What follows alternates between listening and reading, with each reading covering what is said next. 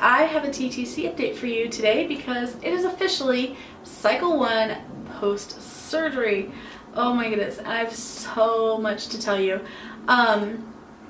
So I'm going to start with, if you are new to my channel and not familiar with my videos or kind of where my journey has been, I will link my TTC baby number 1 playlist down below, as well as my surgical update video, which I think is in that playlist, but I'm not 100% sure, so I'm just gonna link it. Yeah, so let's just jump into this and talk about all the excitement. So Shark Week officially came March 28th. I almost said the 18th, but no, March 28th. And I did take Femara this cycle. We had discussed doing a cycle without Femara, but because during my surgery I had everything in the lining of my my entire lining in my uterus taken out. That basically was a cycle in itself, is how the doctor put it. So we were okay to go ahead and start Femara. So we took Femara, or I took Femara cycle days 3 through 7, and then obviously I called my doctor on cycle day 1 to set up my follicle scans on cycle day 12 and cycle day 14. So cycle day 12, which was this past Wednesday, if you're unsure, today is Monday the 13th of April, and I'm filming, so there you go. So Wednesday was the 8th. I went in for my follicle scan. I had one of the weirdest ultrasound techs ever. He really did not want to have a conversation with me, and I really wanted to know what was going on inside. Like, what I'm seeing in the pictures up on the screen, and he's just like, that's the follicle. I'm like, okay, alrighty, I'll shut up now and ask the doctor later. Uterus looked great, lining looks great after the surgery. That estrogen that I took definitely helped out. And then, let's see, so I looked at my left ovary first. I had 2 follicles in there that were 10 plus millimeters, which was great to see on cycle day 12. And then I also had like 7 to 8 follicles that were like 5 millimeters or less. So those ones, I asked him about them because I told him, I was like, you know, before I had surgery, when we looked at my ovaries, I had a ton of follicles that just weren't doing anything, and we went to clear those out. And so I'm really curious as to see what's there now. So he said, well, you've got some small ones, they'll probably burn off, no big deal. I said, okay. So he went over and looked at the right side, and he's looking and looking and looking and looking, and I'm just like, I'm looking at the screen, but I'm not really seeing anything, if that makes sense. So, you know, and like they type things on like the screen, you know, like follicle 10.2, or like follicle A 10.2, follicle B 10.3, blah blah blah, on the screen. I think it's, you know, that was for the left ovary, and he also like wrote, you know, like 5 to 8 to, you know, 5.5 or less. And then like gets the right side, and he's looking, he starts typing, and I see 3, and I'm like, oh, okay, 3 follicles, whatever. And he writes a 9, and I'm like, does that say 39?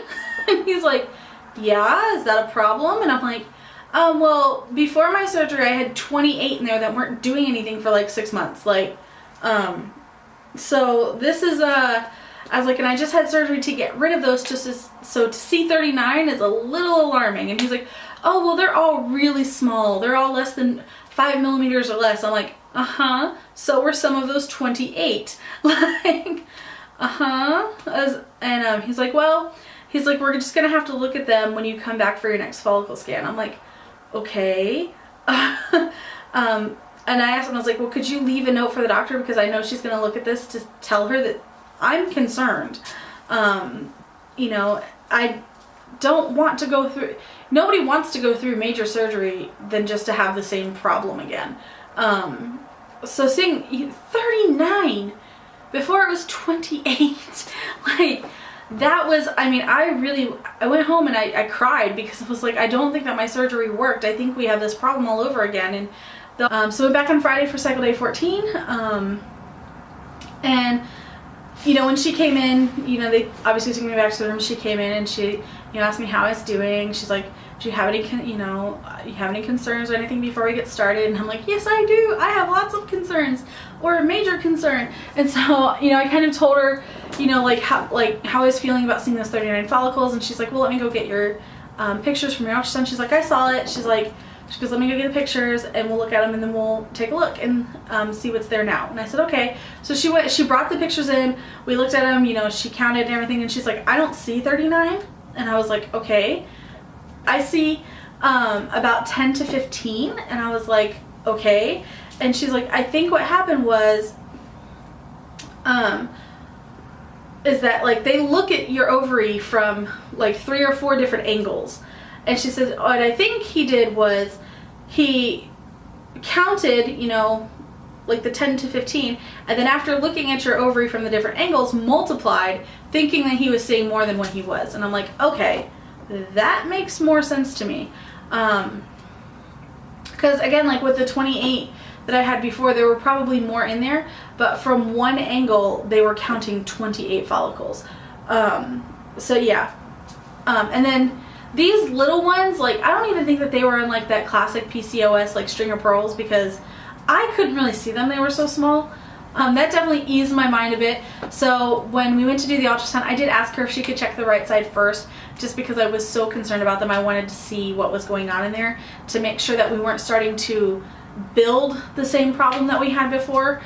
So she went and checked, and pretty much all of them had burnt off. I think there were like 5 or 6 of them left, which was fine. And they were smaller than they were in the original picture. Like, she could barely see them, and she was just guessing that there might have been 5 or 6. So pretty much they were burning off and no big deal. And that was great. So went and checked out the left side. So after all of that panic, it turned out to be fine. But before I talk about left side, I love that my doctor understands what I'm going through and completely understands when I mean, not necessarily panic, but when I'm feeling overwhelmed or I'm having anxiety about something. She does everything she can to get to the bottom of it and see if it's something for me really to stress out about, which is great. I absolutely love that about her. So yeah, so I went and looked at the left side.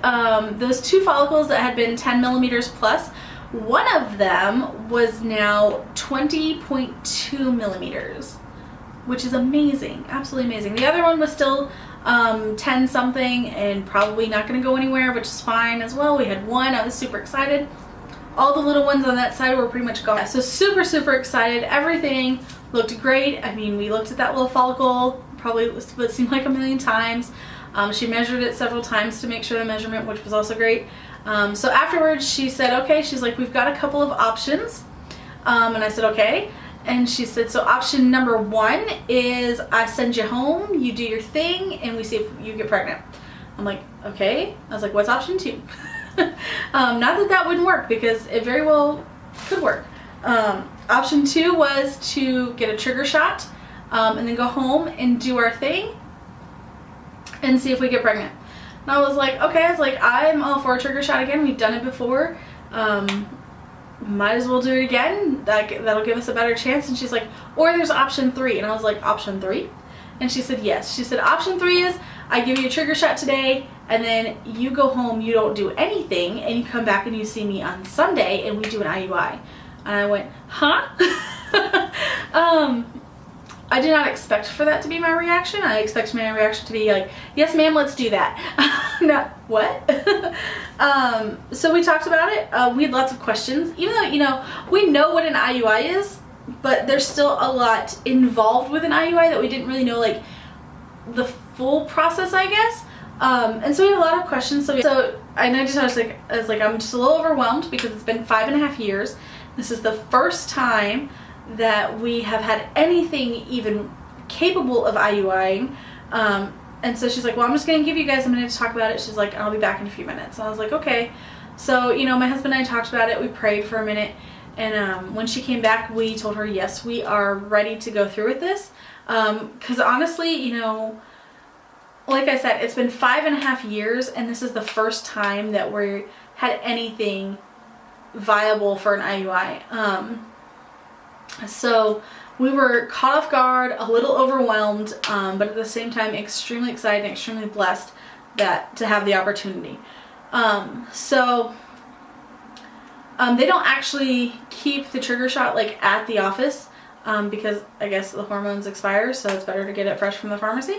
And the pharmacy gets a shipment of it more often than they do. So we went and got the trigger shot and then we had to take it back to the doctor's office to have it administered because my husband and I have never given a shot before. And neither of us have a medical background. So yeah. So we went and picked it up, we went back to the doctor's office, and the nurse asked my husband if he wanted to learn how to mix the hormone to give, you know, for the shot and everything. He was like, oh yeah, sure. He's like, I might have to do this someday, might as well learn and everything. So he went, they put me in a room and he went with her to learn how to give the shot, or not give the shot, but mix the shot. And they came back to the room and she had me get ready, and as I'm getting ready to get the shot, because, well, if you've had a trigger shot, you know that it's gonna go, it's a shot in the bum. So I'm getting ready, and as I'm getting ready, I hear her say, so you've learned how to mix the hormones together, do you want to give her the shot? So she's like, that's the best way for you to learn how to do it instead of just watching me. And he's like, and all I could think of was, what? And my husband's like, sure. And I'm like, what? And she's like, are you okay, ma'am? I'm like, does this look like the face of a happy wife? Like, no?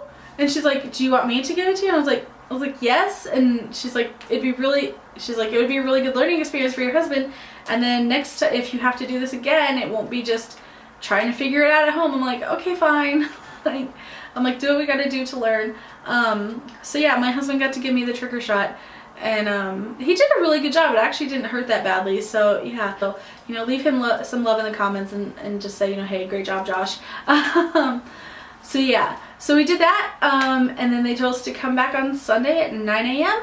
for the IUI. So I'm not going to go into details of how an IUI works. If you've had one, you know.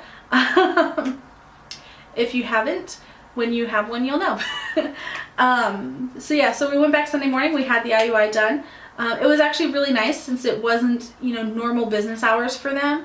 It meant that we were the, you know, besides the doctor and the lab tech, we were the only people there. So that also, you know, was a little more comforting because there weren't, you know, like a ton of people around and, you know, a lot of hustle and bustle and whatnot. But yeah, so we had the procedure done, and then just spent Sunday relaxing at home. We kind of, you know, just cuddled on the couch for the day and watched movies.